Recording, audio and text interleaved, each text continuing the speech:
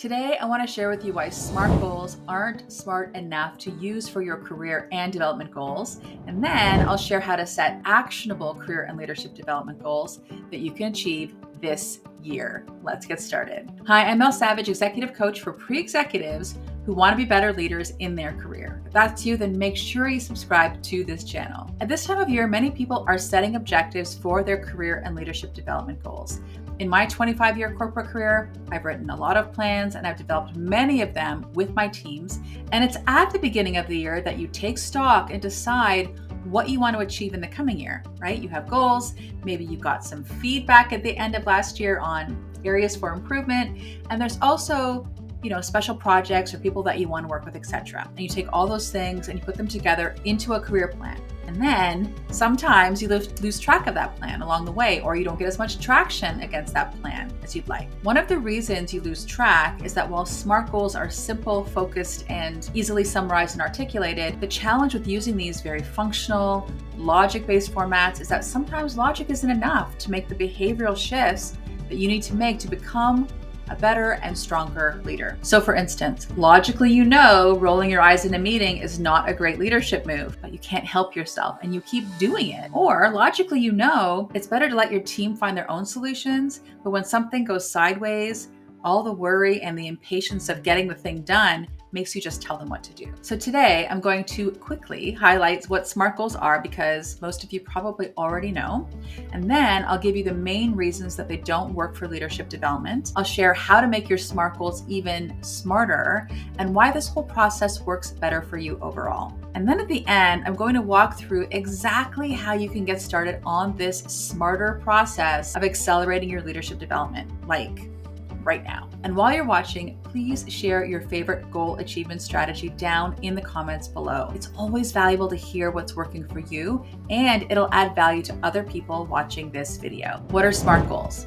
You're probably used to SMART goals by now. That's what a lot of people use to set goals in general. SMART is specific, measurable, achievable, or attainable, realistic, and time-based. So in the context of a career goal, a SMART goal might be to be the COO of ABC company by a certain date. And as goals go, that's pretty clear. Fundamentally, I think SMART goals are a great place to start. They are a North Star, and you need a North Star to get started. But SMART goals are not smart enough when you want to create new leadership behaviors or you want to grow your emotional intelligence. In these situations, you need more from a goal than simply stating it and putting a date on it. Once you become a leader, a lot of the skills that you developed and honed that created your success so far in your career are actually the skills that will hold you back from being a great leader. And in many cases, it's going to take this 180-degree behavioral shift to become the leader that you want to be. So as an example, you'll move from someone who has all the answers to someone who has to trust their team to have all the answers. You'll move from someone who spends their time on projects to someone who spends their time on people, and from someone who uses people to save time to someone who invests time in their people. There's a huge amount of personal growth that's required for you to be a great leader. For most people, it's an almost complete shift in your identity, and that's why you need more than a SMART goal to help you define a clear path to success. Which brings me to why SMART goals don't work. I want to give you two main reasons why SMART goals don't work for leadership development. The first is that SMART goals are way too big picture for behavioral change or any kind of leadership development or an identity shift. Let's take the SMART goal of become COO of ABC company by a certain date. It's too big picture. And many experts out there will talk about setting a BHAG. And a BHAG is a big, hairy, audacious goal. And being a COO of ABC company is that for sure. But what happens to most people who set a SMART goal or a BHAG goal is that they really just don't know where to start with it. And they get overwhelmed by the hugeness of the goal, right? They don't see themselves as someone who can achieve that goal. And eventually, they start to avoid the goal or give up altogether. So a SMART goal doesn't really give you any guidance or insight from how to go from where you are now to becoming the person who's ready to be COO in this case. The second reason SMART goals don't work is you only have one goal to celebrate, right? It's either you achieve the goal or you don't and you fail, and there's nothing in between. And you end up becoming so attached to achieving that goal because you want to feel successful. And that attachment generates an almost desperate energy for success, right? You want to have that sense of accomplishment and you want to feel that way. But it's really hard to achieve a goal and become a leader when you're working from a desperate energy. So quite often people get frustrated, give up on the goal. So in order to make SMART goals smart enough to give you clarity, direction, and motivation to become the leader that you want to be, you need to add a second layer of clarity. And this layer lays out the identity of the person you must become in order to achieve your goal. So it's not so much what you do as a COO, it's more about who you are as a COO, right? You want to build a list of objectives on who you want to become to achieve that goal. So what you're basically doing is defining the future version of you as COO of company ABC, right? How do you set vision?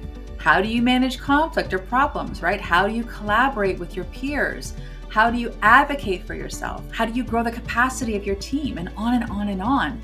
What version of you do you need to become to be COO of company ABC? So the way you make SMART goals smarter is defining who you need to become in order to make your goal a reality. And why this works better is because now you have a much clearer picture of what success looks like for you, right? You know exactly what you need to create, and that makes it easier to develop a plan on how to create it. So let's answer the question, how you deal with conflict as COO of company ABC. And maybe it's not taking the conflict personally, not seeing it as a problem, not escalating the conflict in the organization, creating space for two-way discussions, openly listening to points of view of other people, right? Negotiating a solution.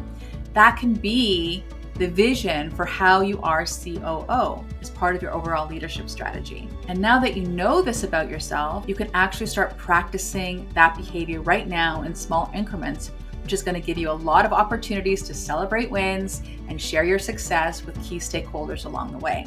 Now, as I promised, I'm going to make it really tangible for you to get started on this. First, let me summarize what I've covered so far. 1, you need smarter goals when you're working on leadership development and trying to grow your emotional intelligence. 2, smarter goals start with your basic SMART goal and then layer on an outline of the vision of you that you'll become in order to hit that goal. And 3, by adding this texture, this helps you to find a clear path forwards to your goal and also gives you lots of reasons to celebrate along the way. So before I go, let's talk about how to get started on your smarter goals right now. Let's take the same example of managing conflict, and you have the sample list that I created earlier on. Now let's take one thing from the list. Let's take openly listens to points of view. The way you get better at this is practicing every day. So look at your day or your week and decide ahead of time where you can practice openly listening to points of view.